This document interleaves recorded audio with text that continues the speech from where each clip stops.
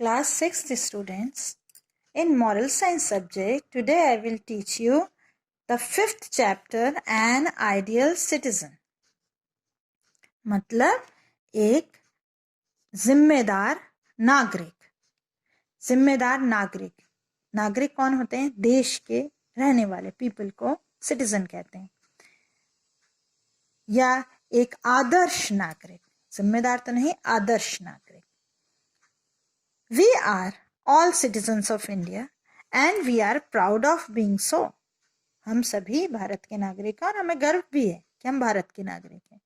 That is a good thing. But the question is,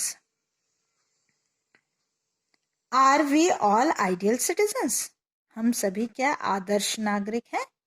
It is not easy to be an ideal citizen. यह आसान नहीं है ideal citizen बनना।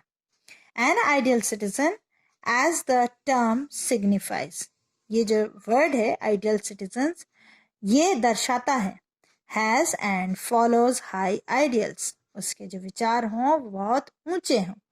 Here is a story which shows a great civic sense. यहाँ एक कहानी दी गई है, उससे आपको समझ में आ जाएगा कि सिविक सेंस मतलब समाज में रहने का जो सेंस होता है वह होना चाहिए सभी को। Once upon a time there lived an old merchant. एक पुराना व्यापारी रहता था, बूढ़ा व्यापारी रहता था। All his life he had toiled hard in buying and selling goods. पूरा जीवन उसने कड़ी मेहनत से, toiled means मेहनत, कड़ी मेहनत से उसने सामान बेचा और खरीदा। Due to this he had made a lot of money. उससे उसने ढेर सारे पैसे भी कमाए। As the year went by he laid by more and more riches. और सालों साल वह अमीर होता गया। But the day came when he felt that he had not long to remain in this world. लेकिन एक दिन ऐसा आया कि उसे लगने लगा कि अब वह इस दुनिया में ज्यादा दिनों तक नहीं रहेगा। He began to wonder what he should do with his money. अब उसे ये एक परेशानी होने लगी कि अब इस पैसे का वो क्या करेगा। Now he had two sons. He made by his mind that he would not divide his money between them. उसके दो लड़के थे, लेकिन उसके दिमाग में ये चल रहा था कि वह उसे आधा आधा अपने धन को नहीं बांटेगा दोनों में। But he would give all of it to the one who proves himself to be more intelligent of the two. वह उसी को अपनी धन दौलत देगा जो कि दोनों में ज्यादा बुद्धिमान होगा। He decided to test his sons. वह अपने बेटों का टेस्ट लेने के लिए रेडी हो गया। उसने सोचा कि पहले इनके इंटेलिजेंसी का टेस्ट लिया जाए। He posed a problem to them to find the more intelligent of the two. उसने दोनों के सामने एक प्रॉब्लम रखने का सोचा जिससे समझ में आ जाए कि कौन ज्यादा बुद्धिमान है। Calling the young men, he said to them. अपने लड़कों को बुलाने के बाद उसने कहा, Here are 2 rupees. I want you to take 1 rupee each and go out separately and buy something which will fill this house completely. You are not to spend more than 1 rupee. यहाँ 2 रुपए मैं दे रहा हूँ, एक तुमको, एक दोनों को एक एक अलग अलग, और ऐसा कुछ खरीद कर लाओ इस 1 रुपए से जिससे ये पूरा घर भर जाए, और 1 रुपए से ज्यादा बिल्कुल खर्च नहीं कर सकते। The 2 sons looked at him as if he had taken leave of his sense. दोनों लड़कों ने उसे ऐसे देखा जैसे उसका जो सेंस है वह खत्म हो गया है। How can we possibly buy enough of anything to fill the house with only 1 rupee? They asked themselves. अपने से ही उन्होंने कहा कि ये कैसे पॉसिबल है कि 1 रुपए में ऐसा क्या सामान ले आए जिससे पूरा घर भर जाए। They were reluctant to pick up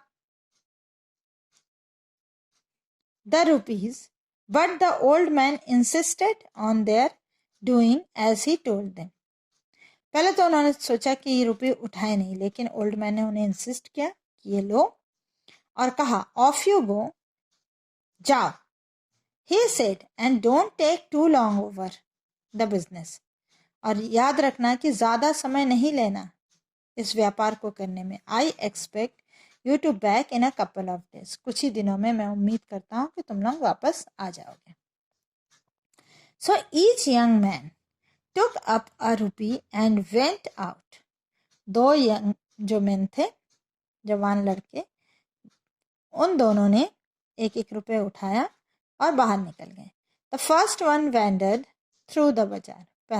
पहला वाला जो था वह बाजार भटकते भटकते बाजार पहुंचा. But nothing could be found which would in any way serve his purpose. ऐसा कुछ उसे दिख ही नहीं रहा था कि उसका जो पर्पस है वह सॉल्व हो जाए. ऑल डे लॉन्ग ही वैंडर्ड. बहुत दिनों तक, लंबे पूरा दिन वह भटकता रहा और इधर उधर दुकानों में देखता रहा, लेकिन उसे कुछ भी नहीं मिला. He became increasingly certain. धीरे धीरे उसे पक्का ये समझ में आने लगा था कि उसके पिता थोड़े गड़बड़ हो गया है. पिता मतलब थोड़ा सा दिमाग उनका गड़बड़ हो गया है. He was about to give up his search in despair. और उन्होंने अपनी इच्छा पूरी करने के लिए ये एक गेम खेला है. When he saw a bullock cart with a load of hay. तभी उसने देखा एक बैलगाड़ी जिसमें लदा हुआ था क्या, फूस या सूखी घास. That looks hopeful. ये देखकर उसे थोड़ी आशा जगी. He thought, I wonder how much hay I can get for a rupee. देखता हूँ कि मैं कितनी सूखी घास ले पाता हूँ इस 1 रुपए में. He went up to the driver of the cart and inquired about the price of the hay. वह उस ड्राइवर के पास गया और प्राइस पता करने लगा हे का, सूखी घास का. There was a good deal of haggling over the price. और वह मतलब कम ज़्यादा करते करते उसका डील जो था वो फाइनल हो गया कि सूखी घास वो 1 रुपए में ले सकता है. But in the end he was able to buy the load of a hay for a rupee. पूरी गाड़ी उसने 1 रुपए में ले ली. This was in the day when a rupee would buy a great deal more than it buys now. ये उन दिनों की बात है जब 1 रुपए में काफ़ी अच्छे सामान मिल जाते थे आज के ज़माने की तुलना में.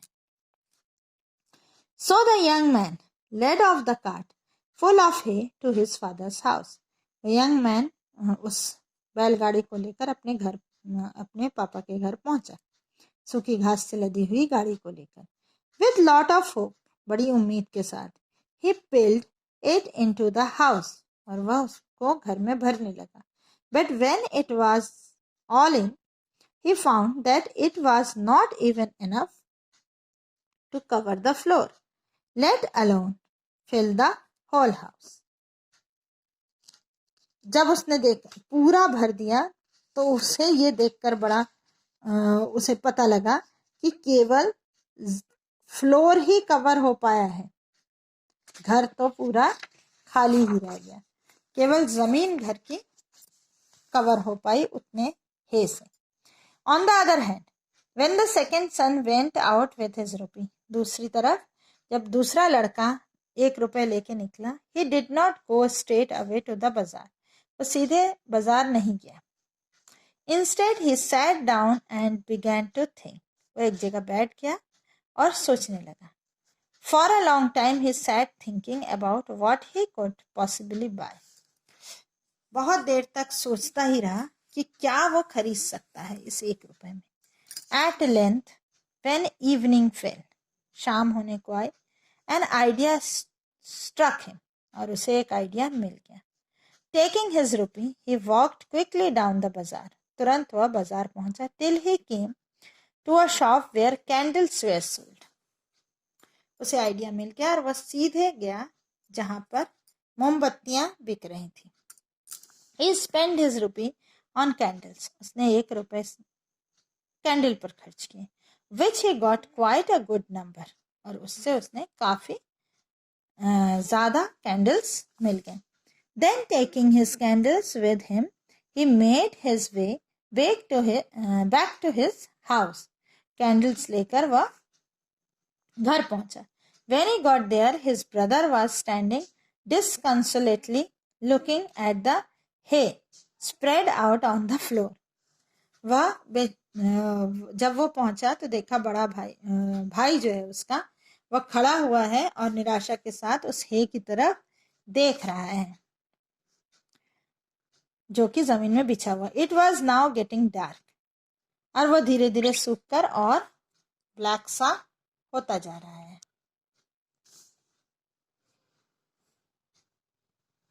या रात होने लगी. It was now getting dark, अब धीरे धीरे रात होने लगी थी, शाम को पहुंचा था. Quickly the second sun stood 2 or 3 candles in each room, और उसने जल्दी से, दूसरे लड़के ने हर एक कमरे में 2 या 3 मोमबत्ती जला दी. देन ही लिट देम, और वह जो कमरा था वह रोशनी से भर दिया. At once the house was filled with light. In this way, he was able to fulfill the condition laid by his father. इस तरह सारे कमरे रोशनी से भर गए, और इस तरह से उसने अपने पापा का जो कंडीशन था उसको उसने पूरा कर दिया. Similarly, we all live in a big house, which we call our native country and nation.